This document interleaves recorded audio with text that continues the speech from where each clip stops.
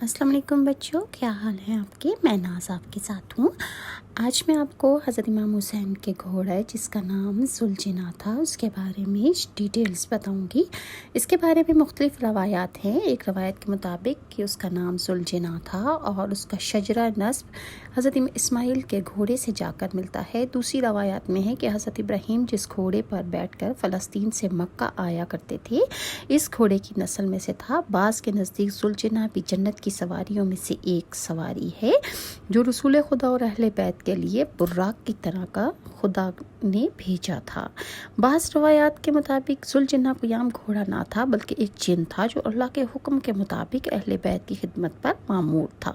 مختلف مورخین کی اس کے بارے میں مختلف رائے ہیں اور بعض روایات میں ہے کہ یہ کے علاقے کے بادشاہ مکوکس نے رسول کریم کی خدمت میں اس گھوڑے کو پیش کیا تھا۔ مکوکس نے رسول اللہ کی خدمت میں بے مثال تحفے بھیجنے کی خاطر اپنے کارندوں کو اس گھوڑے کو پکڑنے کی خاطر روانہ کیا۔ مکوکس کے کارندے اس گھوڑے کو پکڑنے میں تو کامیاب ہو گئے لیکن اس پہ سوار ہونے پر ناکامی ہوئی، چنانچہ اس گھوڑے کو اس طرح رسول اکرم کی خدمت میں روانہ کیا گیا۔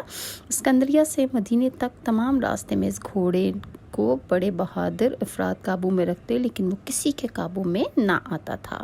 لیکن جب رسول اللہ نے اسے دیکھا تو انتہائی پسند فرمایا۔ جب رسول اللہ نے اس کی گردن پر ہاتھ پھیرا تو اس نے خوشی کا اظہار کیا، اس کے ساتھ ہی اس کی موزوری اور اطاعت میں تبدیل ہو گئی۔ رسول اللہ نے اس وقت اس کو ذوالجناح کا لقب عطا فرمایا اور اس کی پرورش کے لیے اس کی رسی حضرت علی کے ہاتھ میں دے دی۔ اس طرح یہ ان کے ساتھ ایسے چل پڑا جیسے صدیوں سے ایک بھٹکا ہوا مسافر جو ہے وہ اپنی منزل پر آ جاتا ہے۔ ذوالجناح کا رنگ بے داغ موتی کی طرح سفید تھا۔ بعض روایات میں ہے کہ حضرت علی یمن تشریف لے گئے اور جب آپ واپس آ رہے تھے تو وہاں کے جو شہنشاہ تھا اس نے آپ کی خدمت میں ایک گھوڑی پیش کی اور اس نے کہا کہ یہاں کے گھوڑے جو ہیں وہ بہت اعلیٰ نسل کے ہوتے ہیں۔ حضرت علی اس نے اس گھوڑی کا نام مجلی بتایا۔ حضرت علی نے جب اس گھوڑی کو دیکھا تو بہت پسند فرمایا، لیکن جب وہ گھوڑی چلتی تھی تو پیچھے مڑ کر دیکھتی تھی۔ حضرت علی نے شہنشاہ سے پوچھا کہ کیا اس گھوڑی کا بچہ بھی کوئی ہے جو پیچھے رہ گیا ہے، کیونکہ یہ بار بار پیچھے مڑ کر دیکھتی ہے۔ اس پر اس شہنشاہ نے ہاتھ جوڑ کر عرض کیا، جی حضور، اس کا ایک بچہ ہے اور وہ اس ٹیلے کے پیچھے ہے۔ شہنشاہ یمن نے کہا کہ یہ اس کا جو بچہ ہے اسے کچھ عجیب سی بیماری ہے کہ وہ جب سے پیدا ہوا ہے پہلے تو 3 دن اس نے اس کا گھوڑی کا دودھ ہی نہیں پیا، اس کے بعد اس کی کچھ عجیب سی عادات ہیں کہ ہر وقت اداس رہتا ہے اور اس کی آنکھوں سے آنسو برستے رہتے ہیں۔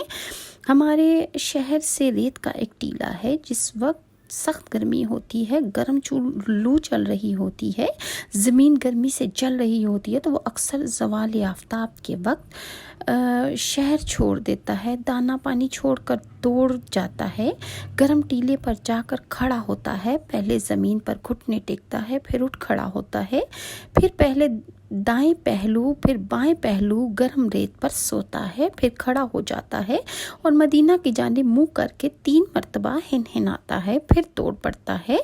شہنشاہ یمن جب تفصیل بتاتا رہا، امیر کائنات حضرت علی روتے رہے، پھر فرمایا، شہنشاہ یمن وہ تو ہمارے کام کا ہے، چلو ہم اس کو دیکھتے ہیں۔ اس نے کہا، حضور اب بھی وہ اس ٹیلے پر ہوگا۔ چنانچہ حضرت علی نے ٹیلے پر دیکھا تو وہ دائیں جانب سو رہا تھا۔ حضرت علی اس کے قریب آئے تو وہ حضرت علی کی خوشبو محسوس کرتے ہی دوڑ کر حضرت علی کے قریب آ کر کھڑا ہو گیا۔ حضرت علی نے اس کے گلے میں اپنی باہیں ڈال دی، درد کے دریا نے صبر کے بند توڑ کر بہنا شروع کر دیا اور حضرت علی کافی دیر تک اس کے گلے میں باہیں ڈال کر روتے رہے، اسے پیار کرتے ہوئے فرمایا، تم نے ابھی سے تیور اپنا لیے ہیں اور رونا شروع کر دیا ہے، ابھی تو وہ ٹائم بہت دور ہے۔ مورخ لکھتے ہیں کہ جب حضرت علی واپس تشریف لے گئے تو حضور صلی اللہ علیہ وآلہ وسلم اپنے دونوں شہزادوں حضرت امام حسن اور حسین کو لے کر آپ کے استقبال کے لیے آئے اور حضرت امام حسین نے حضرت علی سے لپٹ گئے اور انہوں نے فرمایا کہ آپ میرے لیے کیا تحفہ لائے ہیں وہ مجھے دیں۔ تو حضرت علی نے گھوڑی مجلی منگوائی، ابھی گھوڑی کچھ دیر دور تھی، مرتجس نے ماں کو چھوڑ دیا اور دوڑ کر امام حسین کے قدموں پر منہ منہ رکھ دیا۔ اس وقت اس کی عجیب کیفیت تھی، کسی وقت قدموں پر منہ لگاتا تھا، کسی وقت حضرت امام حسین کے ہاتھوں پر آنکھیں لگاتا، جس طرح مدت سے بچھڑا ہوا دوست مل جاتا ہے۔ بالکل اسی انداز میں دونوں نے ایک دوسرے کو پیار کرنے میں مصروف تھے۔ امام حسین نے مرتجز کے گلے میں باہیں ڈال کر اسے بہت پیار کیا، اور تاریخ میں لکھا ہے کہ ذوالجناح امام حسین کے پاس رسول پاک اکثر مسجد سے نکل کر اپنے گھوڑے کو استبل میں دیکھنے جایا کرتے تھے، تو دیکھتے تھے کہ حضرت امام حسین پہلے ہی ذوالجناح کے پاس کھڑے اور اس کے چہرے پر ہاتھ پھیر رہے ہوتے تھے اور اس کو بہت پیار کر رہے ہوتے تھے۔ اس کا نام پہلے مرتجز تھا، لیکن حضرت محمد صلی اللہ علیہ وآلہ وسلم نے اس کا نام ذوالجناح رکھا۔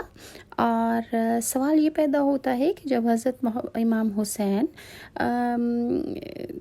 کربلا میں گئے تو اس وقت ذوالجناح نے کیسے دفاع کیا؟